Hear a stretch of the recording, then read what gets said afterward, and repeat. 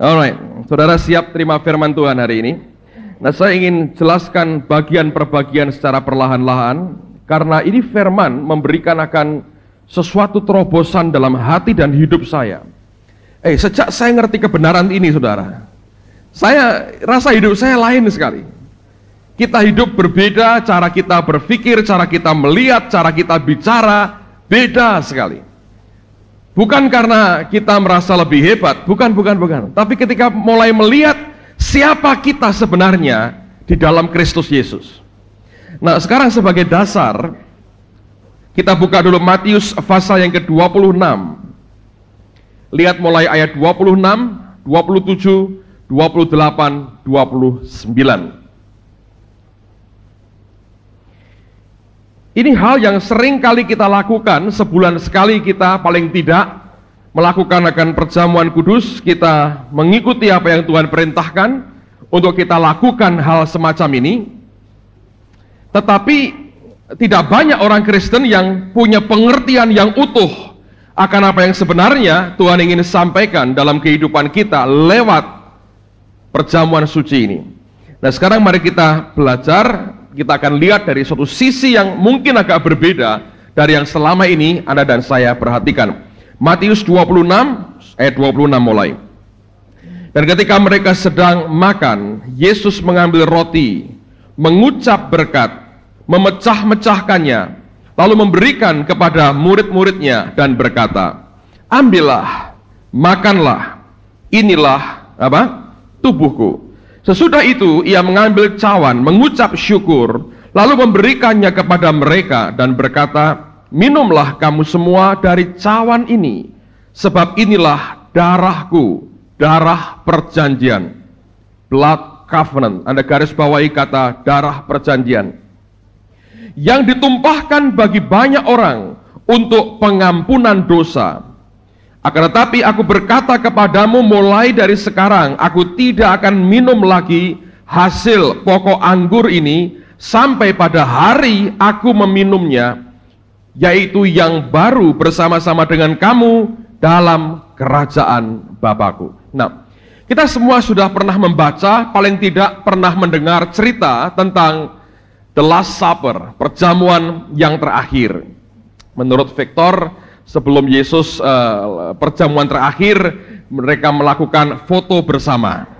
Yang Anda lihat gambar-gambarnya itu, katanya Victor, itu foto bersama sebelum perjamuan yang terakhir. Betul atau tidak? Tanya dia, wong dia yang STH lebih ngerti dari kita semua, gitu saudara. Menurut saya itu guruannya Victor, khas guruannya Victor. Sangat alkitabiah tapi tidak benar. Alright, now apa yang terjadi sebetulnya? Saya mau beritahu begini, saudara. Ada banyak orang menjelaskan secara baik sekali akan makna dari perjamuan kudus. Tapi ada satu bagian sudut pandang yang mungkin terlewatkan, yang selama ini kita tidak pernah membahas dengan detail akan peristiwa ini.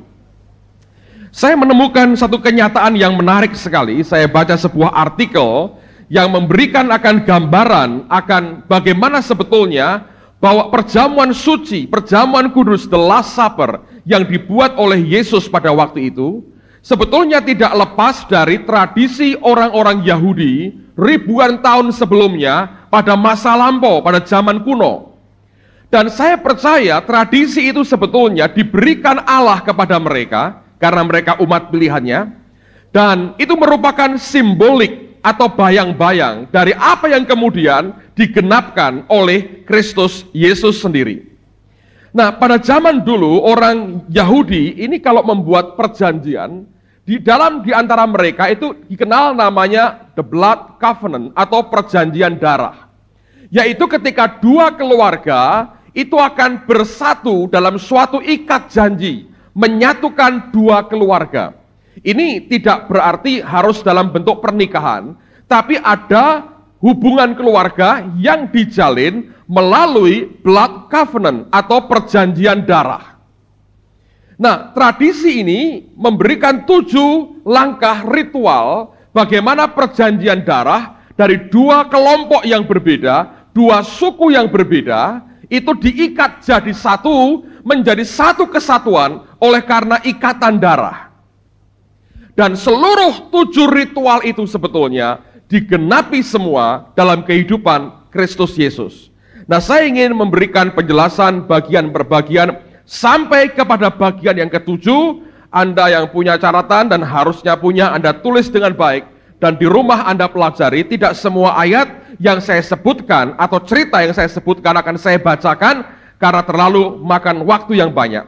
Tapi ada 7 step, 7 langkah ritual yang dibuat oleh 2 suku Yahudi pada waktu itu, kalau mereka akan membuat yang namanya the blood covenant atau perjanjian darah. Oke, yang pertama, apa yang mereka buat? Yang pertama adalah penetapan perwakilan tiap keluarga. Jadi begini saudara sekalian, kalau ada 2 keluarga ya sedang akan perjanjian di antara mereka, saya bisa minta contoh peraga lah yang paling bagus. Tunggu dulu ya. Saya cari korban dulu di antara orang-orang baik ini. Saya cari yang agak ekstrim supaya, bukan ekstrim contohnya supaya jelas gitu ya. Ini 2 keluarga, tolong berdiri di sini. Oke. 2 keluarga mau buat akan the blood covenant. Mereka harus khotbah dengan saya 1 jam di sini, saudara. Doakan mereka supaya kuat. Saya beri contoh misalnya, ini ada keluarga petani. Kerjaannya nanam gandum, dia hanya petani aja. Seluruh keluarganya petani. Dan tidak ada yang satupun dari keluarga ini yang jago berperang, jago berantem. Secara fisik mereka lemah. Tapi mereka petani. Mereka punya hasil yang baik dari apa yang ada padanya. Ini keluarga lain lagi adalah para warrior, tukang berantem, para pahlawan, prajurit perang. Bukan preman, tapi prajurit, warrior. Ini petani. Dia kuat, ini lemah. Tapi rupanya saling membutuhkan. Petani butuh perlindungan, prajurit yang gagah perkasa. Prajurit perlu makan, perlu hasil pertaniannya. Oke, saling menguntungkan. Nah, sebelum mereka membuat akan the blood covenant, apa yang mereka buat? Dari suku yang ada ini, sukunya si Victor ini, dia pilih orang yang terbaik dari antara sukunya untuk mewakili akan suku itu. Dipilih orang yang paling kuat, yang paling cepat, yang paling gesit, yang paling kenceng larinya, yang terbaik, yang paling banyak hasil pertaniannya, the best yang mereka punya dipilih. Dari sukunya Budiono dipilih yang paling kuat, paling perkasa, paling gak pernah kalah. Otot kawat balung besi, katanya Gatot Koco itu. Kuat, susah matinya, nyawanya rangkap 7 kalau perlu, gak bisa mati-mati, pokoknya paling. The best yang mereka punya, dipilih. Lalu mereka dihadapkan, dan kemudian mereka duduk sama-sama. Coba duduk. Enak kan? Nah, para tua-tua dari 2 suku ini akan duduk di sekitar mereka. Lalu mereka akan bicara. Mereka akan berunding. Mereka akan buat kesepakatan. Kita akan buat suatu blood covenant, perjanjian darah. Nah, apa yang terjadi? Mereka berkata, apa yang aku punya? Dia berkata, apa yang aku punya? Mereka buat perjanjian. Perjanjian darah ini artinya apa? Mereka berunding satu dengan yang lain. Semua tua-tua mereka di sekitar mereka mendengar apa yang mereka percakapkan.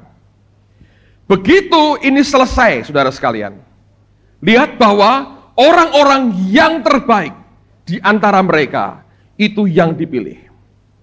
Perjanjian darah yang dibuat Yesus dengan kita mau menyatakan dari pihak Bapa yang di surga, yang terbaik yang Bapa punya siapa? Anaknya sendiri, Kristus Yesus. Dia dihadapkan di tengah-tengah kita dan dia berkata, dari pihak kerajaan surga aku pilih Kristus Yesus. Dari pihak manusia, dia pilih siapa? saudara dan saya. Orang yang sampai mengalami atau menikmati the blood covenant dengan Allah. Anda mau mengakui atau tidak, orang mau mengakui atau tidak, you are the best. Anda termasuk orang yang terbaik. Coba buka 1 Petrus pasal yang kedua.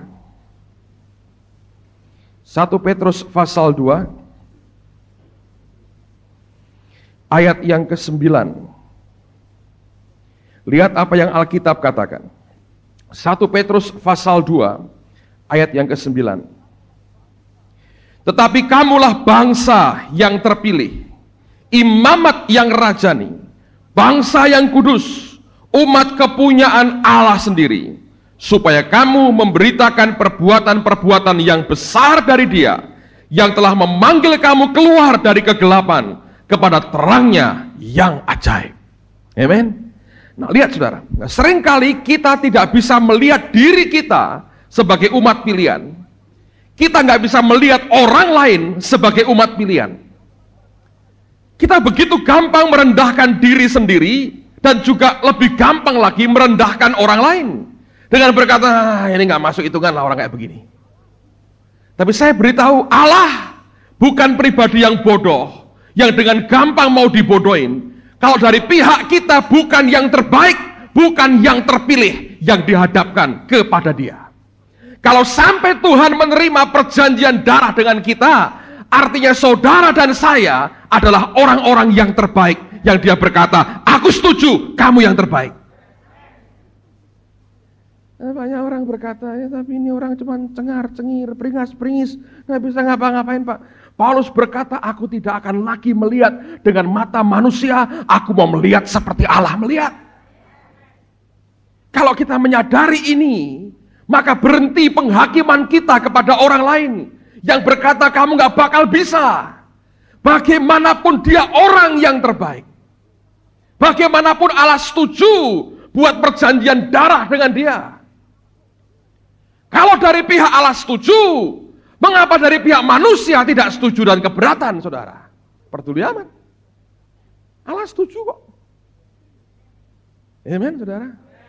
Nah, orang harus belajar mengerti begini.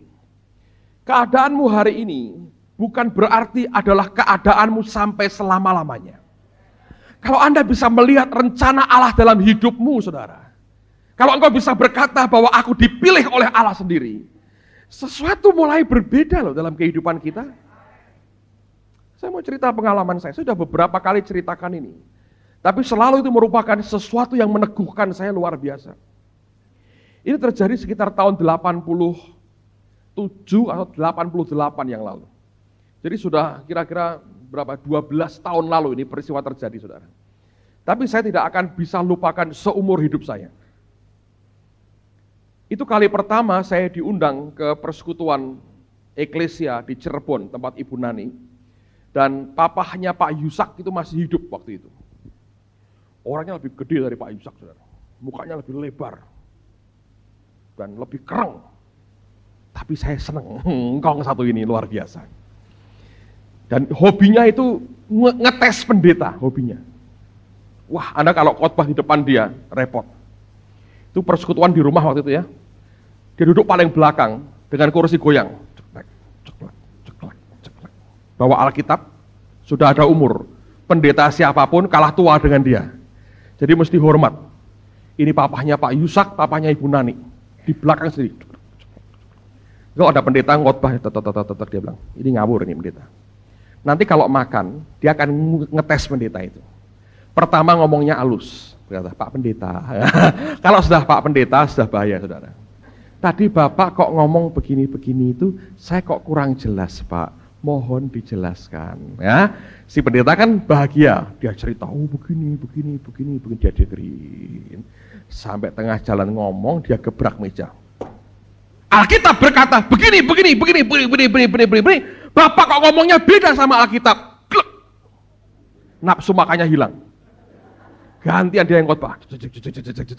Itu hobinya, saudara. Itu hobinya. Papahnya Pak Yusak. Pak Yusak bukan begitu, hobinya berbeda.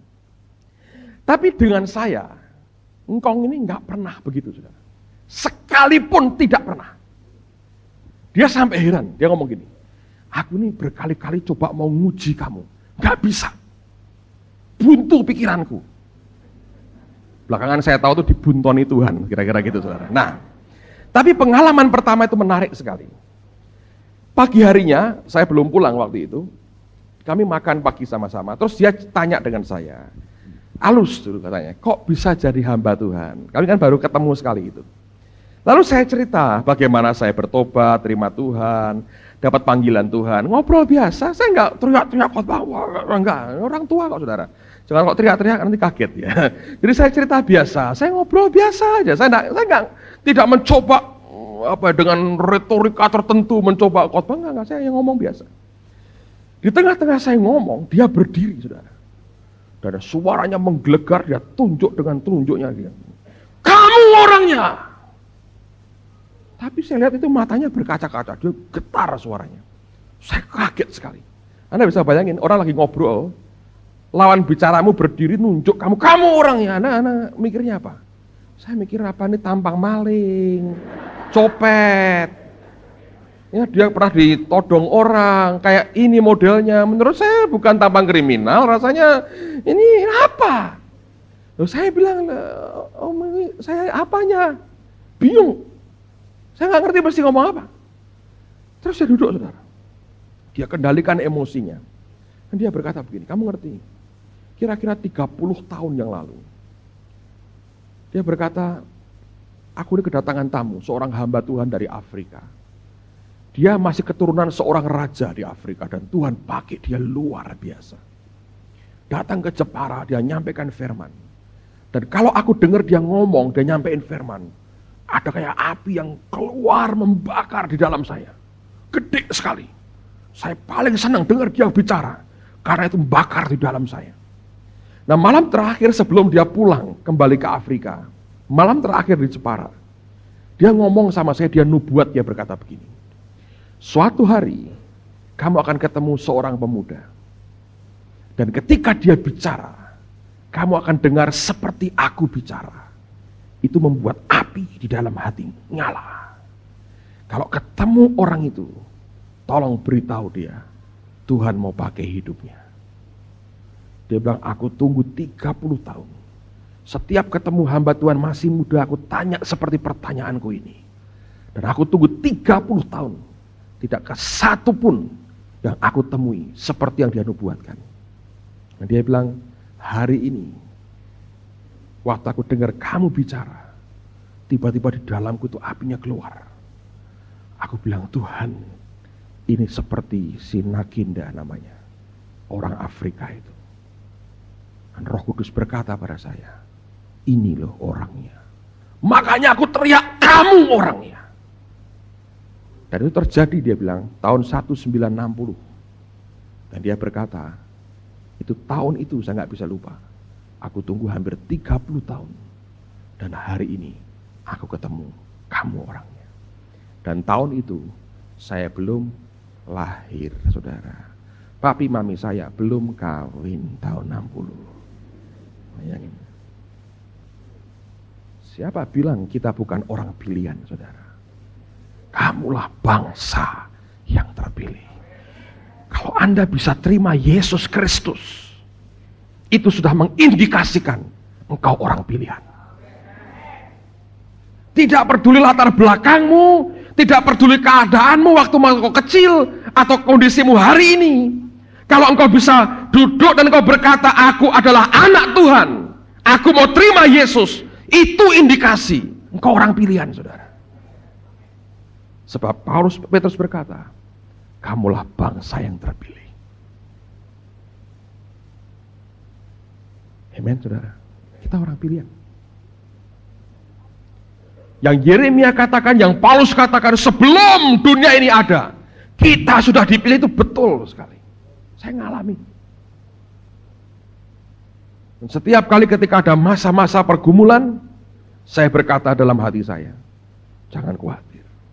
Sebelum kau lahir, dia sudah tahu kamu ada. Ketika engkau lahir, dia lebih ngerti lagi bahwa kamu ada. Kita orang pilihan. Mungkin tidak semua orang terima nubuatan seperti yang saya alami, saudara. Tapi tidak masalah. Karena Alkitab berkata, kamu adalah bangsa yang terpilih. Nah, apa yang kemudian terjadi? Setelah mereka itu bertemu, mereka sepakat. Lalu mereka memotong akan 2 hewan korban. Bagian kedua adalah pemotongan perjanjian. The covenant cut was made. Mereka membuat akan penyembelihan pemotongan perjanjian. Pada waktu itu ada 2 binatang yang disembelih. Yang pertama adalah anak lembu, dan yang kedua adalah anak domba. Anak lembu itu mewakili akan nilai secara materi. Jadi ada nilai secara materi yang dikorbankan. Anak domba dipilih yang masih ompong, yang belum ada giginya, yang sama sekali tidak bisa melawan kalau musuh datang. Nah, apa yang terjadi?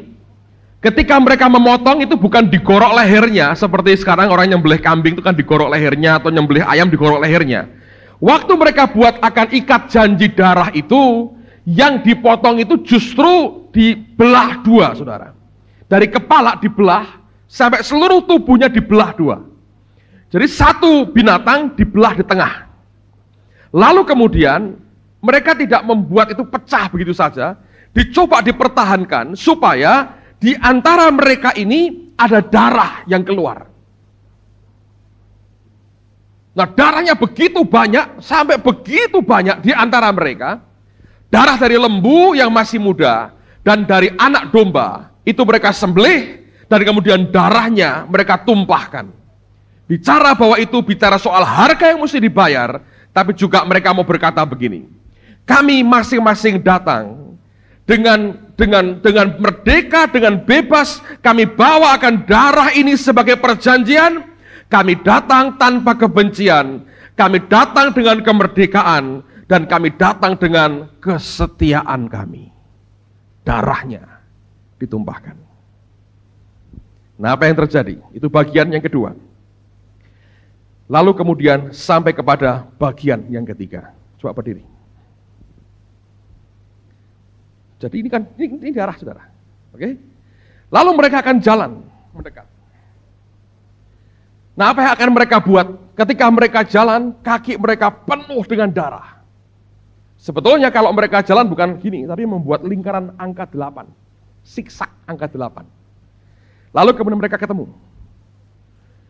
Yang mereka buat pertama kali adalah mereka bertukar jubah.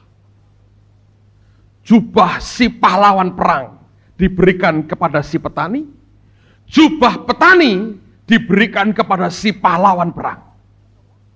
Nah, Anda harus tahu, pada waktu itu jubah itu merupakan simbol dari keadaan orang itu. Statusnya, pekerjaannya, otoritasnya. Itu sama dengan pakaian tentara atau polisi hari ini, dengan semua atributnya. Kalau Anda ketemu seorang polisi misalnya, Anda langsung ngerti nggak ini pangkatnya apa? Tahu nggak dari seragamnya? Tahu. Kalau dia punya bintang 4, orang ngerti dia berbintang 4. Balok 1 juga ngerti ini balok 1. Nah, bagaimana kalau mereka tukar pakaiannya? Itu tukar segala-galanya berarti, saudara. Yesus dengan kita, hal yang sama dia buat. Makanya ketika Bartimius di Yeriko yang buta itu teriak-teriak kan, Yesus anak Daud, kasihanilah aku. Dia berkata, panggil dia kemari. Ketika dia panggil berkata, Tuhan panggil kamu. Apa yang dia buat pertama kali? Dia tanggalkan apa? Jubahnya. Zaman dulu pengemis orang buta punya jubah khusus. Kalau orang kita mungkin pakai tongkat putih kalau orang buta. Zaman dulu mereka pakai jubah khusus. Kalau jalan orang tahu ini orang buta. Jadi orang nolong dia atau dia pengemis. Jadi orang memberi dia sedekah. Bartimius ketika dipanggil Tuhan, dia ngerti, sudah waktunya jubah yang membuat aku dikenal sebagai orang buta dan pengemis lepas. Dia jalan, dia temui Tuhan untuk dapat jubah yang baru, saudara. Dan bukankah matanya melihat setelah itu? Nah, kita sudah ikat janji darah, masih pakai jubahmu sendiri. Salah. Tanggalkan yang lama. Biarkan dia ganti dengan apa yang dia punya. Anda bisa bayangkan seorang kopral bertukar jubah dengan seorang jenderal? Kalau kopral lewat, saudara, tidak ada orang hormat sama dia. Sopir-sopir aja yang hormat. Gitu, saudara ya. Tapi kalau jenderal, dia pakai pakaian jenderal. Dari kopral sampai letnan jenderal, saudara. Dia cuma lewat pura-pura nggak lihat, orang dari jauh sudah ngasih hormat. Bukan karena orangnya, tapi pakaian yang dikenakan. Nangkep, saudara? Ini artinya besar loh. Itu membawa Anda ke tempat yang tidak mungkin kalau Anda orang biasa masuki. Ini jubah yang kalau Anda menghadap Bapak, Bapak akan berkata, itu jubahnya Yesus. Dan kau dengan keberanian datang menghadap tahta kasih karunia Allah. Kalau orang Kristen ngerti ini aja, saudara, luar biasa. Anda berkata, Pak, saya nggak berdaya, tinggalin jubahmu. Katakan, Tuhan, aku berhenti jadi diriku sendiri. Paulus pinter. Hidupku bukannya aku lagi, tapi siapa? Kristus yang hidup di dalam aku. Waktu anak yang terhilang balik kepada bapaknya, diberi jubah lagi. Amen. Yusuf diberi jubah yang maha indah, a tunic of many colors. Itu statusnya dia, diangkat oleh bapaknya. Hal yang sama sebetulnya. Makanya Alkitab berkata, kenakan jubah pujian. Alkitab bicara soal berbagai macam jubah dalam hidup kita. Dan Allah mau memberikan itu buat kita. Tinggalkan dong. Berhenti berkata, ini aku gak bersama. Bukan kemampuan kita, tapi kemampuan Dia yang sekarang kita pakai, saudara. Amen. Lihat sekarang. Begitu mereka selesai bertukar jubah, mereka muter lagi jalan, dan mereka ketemu lagi. Kaki mereka tambah penuh dengan darah. Kali berikutnya, mereka tukar apa? Senjata. Si petani ngasih pacul kepada warrior. Apakah dipakai perang? Enggak, si meni, saudara. Si warriornya kasih senjatanya kepada petani. Dalam surat Efesus pasal yang ke-6, ayat 10 dan 11, Alkitab berkata apa? Kenakanlah seluruh perlengkapan senjata siapa? Allah. Itu bukan senjatamu, saudara. Senjatanya Allah. Nah, orang Kristen masih senang pakai senjatanya sendiri. Flu, Mexagrip. Pusing, Salon Pas. Apalagi? Tidak punya uang, ngutang warung sana, ngutang warung sini. Senjatamu kan itu kan? Paling Anda punya apa? Kasihkan ke Tuhan. Apa dia pakai? Enggak. Masa Tuhan butuh Mexagrip? Dia ganti dengan apa? Bilurnya, namanya, pedang roh, perisai iman, ketopong keselamatan. Itu miliknya Tuhan. Makanya Paulus berkata, kenakanlah seluruh perlengkapan. Senjatanya siapa? Itu bukan senjata kita, senjatanya Allah.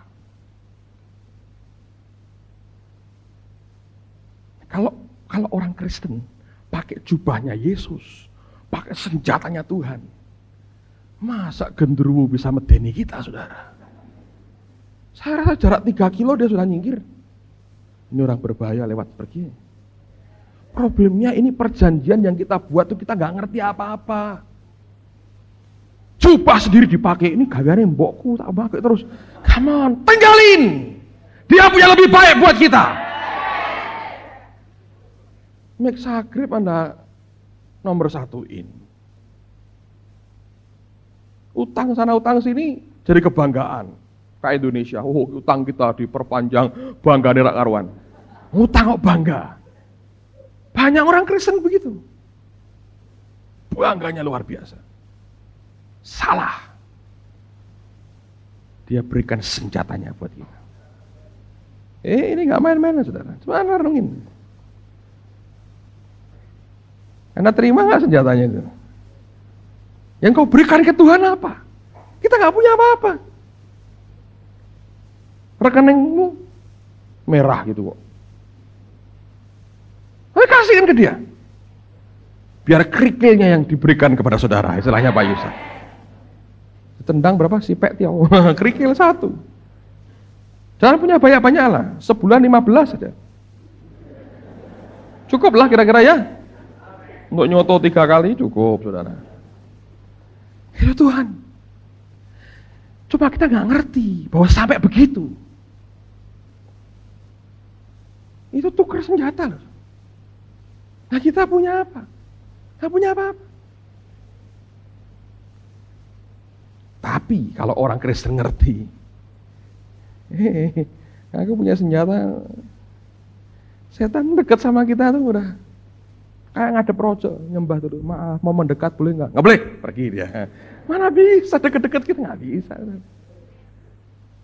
Pak saya diinjak-injak setan itu Kristen ngawur. Ini belum selesai. Nah, setelah itu mereka sampai kepada bagian yang cukup penting dari upacara itu, yaitu mereka harus menyatukan darah mereka. Nah, apa yang mereka buat? Nah, lihat sekarang saudara. Masing-masing mereka mengambil pisau dan tangan ini mereka lukai. Masing-masing juga dia diambil pisau, dilukai. Darah mereka keluar. Nangkap saudara ya. Lalu mereka bukan salam, ini kan salam. Gitu. Pegang. Mereka percaya darah mereka jadi satu sekarang. Ini namanya blood covenant. Ini namanya apa? Perjanjian darah. Oke. Dan tanda yang mereka buat itu begitu kuat sehingga sampai seumur hidup biasanya. Tanda ini tidak bisa hilang. Dengar baik-baik saudara. Sekarang buka di Galatia pasal yang ke-6. Ayat 17. Galatia pasal 6 ayat 17. Selanjutnya, janganlah ada orang yang menyusahkan aku. Karena pada tubuhku ada apa? Tanda-tanda milik siapa? Yesus. Nah, kata tanda-tanda dari bahasa aslinya yaitu stigmata. Anda tahu kata stigmata itu ada sejarahnya. Kenapa muncul kata stigmata? Biasanya orang Yunani punya stigmata dengan huruf A. Itu dimulai zaman Alexander the Great, Alexander Agung. Kalau dia perang, dia suka hobinya perang sampai ke India, saudara. Dia perang, dia menang terus. Dia punya pasukan khusus yang diberi tanda, dicap seperti ngecap sapi. Di bagian yang dilihat orang, di tangan biasanya. Dicap dengan tulisan A, Alexander. Siapa yang berhak punya cap itu, saudara? Yaitu mereka yang sudah berperang dalam perang-perang besar, terbukti loyal dan terbukti perkasa. Orang-orang dikumpulkan, dicap, dan seumur hidup dia pakai tanda A di tangannya. Oh, ini kebanggaan luar biasa, saudara. Dan dia berkata, aku pasukan dari Alexander Agung, bukan pasukan biasa. Aku dicap oleh tanda milik kaisarku. Paulus berkata, jangan ada orang nyusahin aku. Dia berkata, wih, nantang sekali. Sebab di tubuhku ada tanda-tanda. Aku milik siapa? Milik Kristus. Nah, perjanjian yang dibuat ini, saudara, ini membuat ada torehan. Petani berkata, aku ada tanda bahwa aku adalah milik dari pahlawan perang ini. Nah, zaman dulu, saudara, kalau orang ketemu dengan orang yang punya tanda luka di tangannya, orang kalau mau ganggu dia, mikir 15 kali. Sebab dia akan kembali jadi petani. Dia balik jadi petani. Mungkin ada petani-petani yang lain yang kurang ajar dengan dia. Tapi ketika dia melihat tanda luka di tangannya, semua gangguan yang ditujukan kepada petani yang bernama Victor ini, kalau mereka mau ganggu dia, mikir saudara. Sebab mereka tidak tahu yang di belakangnya siapa. Ngerti saudara? Kalau ini musuh mau ganggu dia, mikir. Kalau ini gua pites gampang. Tapi backingannya siapa? Ini tanda punya siapa? Ngerti saudara? Setan sama kita, bocah cilik, pites, gampang. Kita bilang, aku ada tanda milik Yesus. Dia berkata gini, lu pites gua sama dengan lu mau mites Yesus. Pitesan kalau berani. Bayangin gak? Jadi ada takut apa dong? Saya punya big brother, kakak tua, yang namanya Yesus. Backingan saya. Alkitab berkata kalau Allah di pihak kita, siapa lawan kita? Anda punya problem. Problem itu mikir loh kalau ketemu dengan kita, saudara. Mikir. Nah kalau gini gampang lah. Gampang. Tapi backingannya siapa? Ngerti saudara? Seumur hidup dia nggak usah ngomong banyak kok. Dia nggak usah ngomong banyak. Ada orang mau ngerepoti dia bilang, nggak usah ngomong banyak. Mikir. Ya kalau backingannya cuma partai Kaipang, para pengemis, gampang. Ini kalau backingannya kayak gini saudara, mau dilawan apanya? Mau dihabisin. Sejak hari itu dia gagah kalau jalan, saudara. Orang sekarang Anda punya teman jenderal aja kok jalan lain kok. Fotonya jenderalnya Anda tampilkan di rumah. Baretnya, Anda beli baretnya, tempel di mobilnya. Saya punya teman gitu. Loh, saya bilang, kamu ini polisi militer. Enggak, ini kok ada baret biru. Iseng Pak, punya teman saya. Lah dia pakai apa? Tak beliin baru loh. Ini aja begini. Dia hanya mau berkata apa? Kalau ada itu loh tilang-tilang ini baret biru, lewat Pak, lewat. Bener lewat. Lihat apa? Baret biru di depan setir ini saudara. Orang dunia aja ngerti. Ayo. Saudara ikat janji darah dengan siapa? Yesus. Pernahkah Yesus ketakutan melihat genderuwo?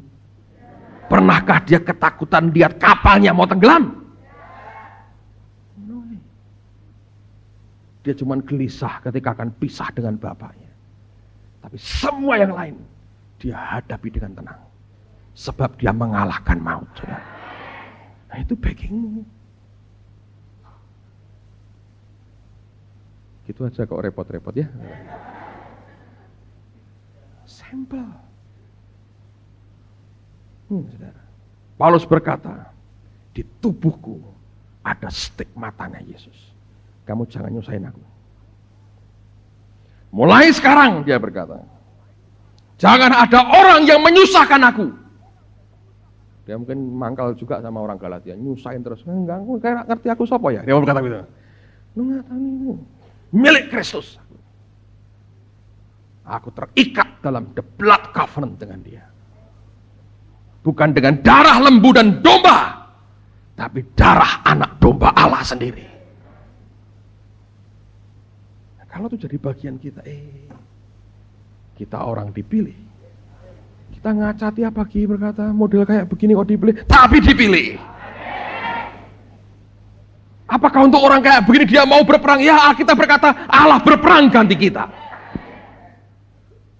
Lihat di Alkitab, Anda akan lihat bagaimana cara pembelaan Tuhan. Dan kalau orang Kristen ngerti ini, cara berpikir kita akan berbeda. Nah, kalian lihat. Setelah mereka buat tanda luka itu, puncaknya adalah mereka makan sama-sama. Dan ini yang digenapi oleh Yesus. Ketika mereka makan, sebetulnya ada namanya remembrance party. Pesta untuk mengingat Makanya Tuhan berkata, lakukanlah ini sebagai peringatan akan daku. Itu adalah remembrance party. Nah, kata remember, kata ingat, dalam bahasa aslinya, terjemahan hurufiahnya itu artinya adalah kuku atau cakar Raja Wali. Nah, mereka makan itu dengan, biasanya ada orang-orang yang menggantung kuku Raja Wali di depan.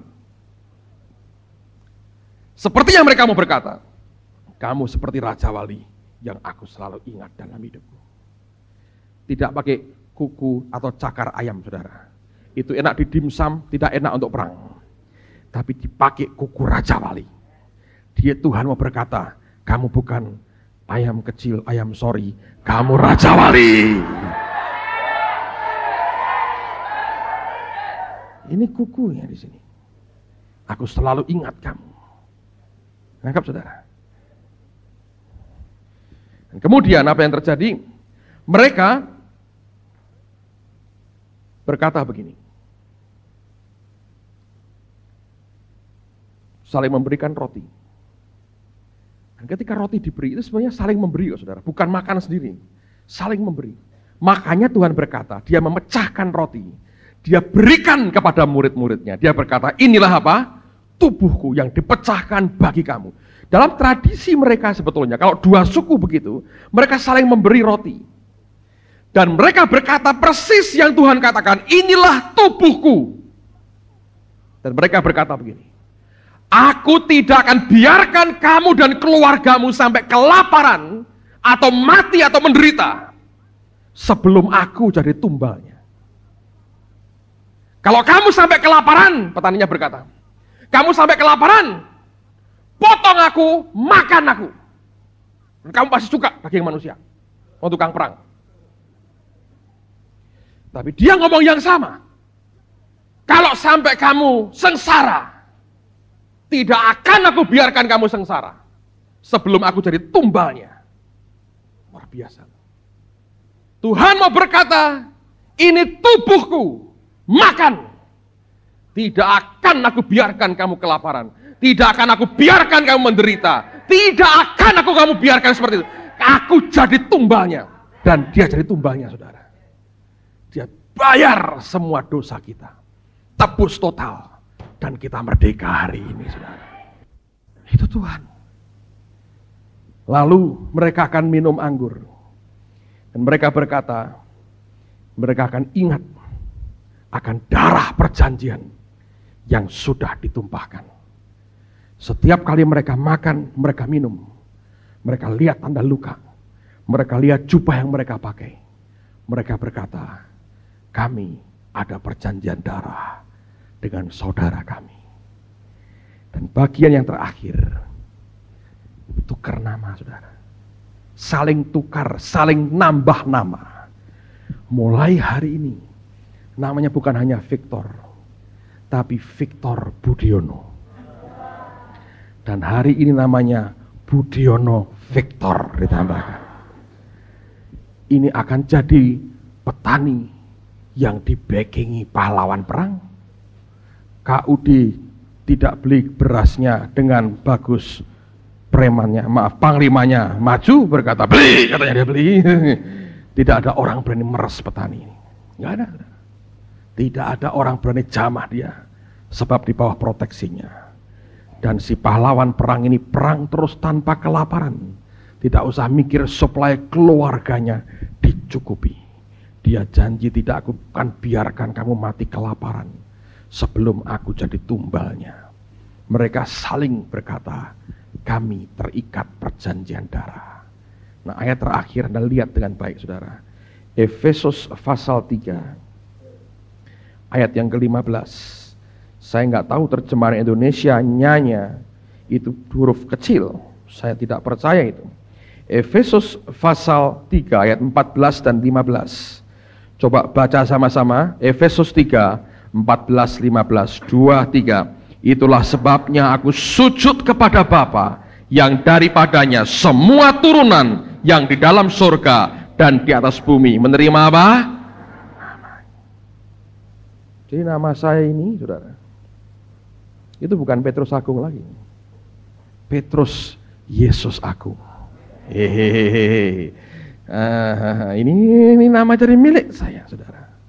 Menerima namanya, dimasukkan namanya dalam diri saya. Namanya Kristen itu bukan lagi Kristen utama. Kalau Kristen utama, yang utama Kristen, tapi Kristen Yesus yang utama. Dia masukin namanya di situ, saudara. Nangkep, saudara. Semuanya berubah. Ketika dikenalkan namanya, petani lain cengar-cengir sama dia. Dia berkata, Victor, Victor. Dia berkata, maaf, namaku sekarang Victor Budiono. Orang pucet, yang itu, iya. Belum percaya? Lihat ini, lihat ini, lihat ini, pedangnya dikeluarin semua. Aku bukan petani yang tidak berdaya seperti engkau sangka. Sebab ada pahlawan yang gagah perkasa yang di belakangku. Jangan engkau menyusahkan aku punya tanda miliknya. Aku punya tanda milik Kristus Yesus. Aku punya tanda dalam tubuhku, aku milik Kristus. Jubah yang aku pakai adalah jubah yang surgawi berikan. Senjata yang aku punya adalah senjata bukan manusia yang buat, tapi senjata Allah yang Allah berikan kepadaku. Apapun yang aku alami, Tuhan jaminan dalam hidupku. Kalau itu jadi bagian kita, apa yang kita perlu takutkan, saudara? Kita orang pilihan. Kita orang pilihan. Pak, apakah kalau sekarang jalan jadi begini, Pak? Tidak jadi begini. No. Jubah ini diantaranya adalah jubah kerendahan hati. Oh, Anda akan jalan dengan tenang. Tapi ketika setan mulai mengusik kita, dia berkata, Anda ingatkan aja. Coba lo ya. Ketika dia menyerang, coba ingatkan aja. Jangan dicoba. Jangan dicoba. Kalau orang Kristen tahu haknya, saudara, luar biasa. Tidak ada orang yang bisa bertahan di depan kita. Karena Tuhan bersama dengan kita. Perjamuan kudus itu bukan soal makan roti dan minum anggur. Lebih dari itu. Hari ini kita mau buat itu dengan new understanding. Saudara orang pilihan. Saudara orang pilihan. Kita berdiri sama-sama.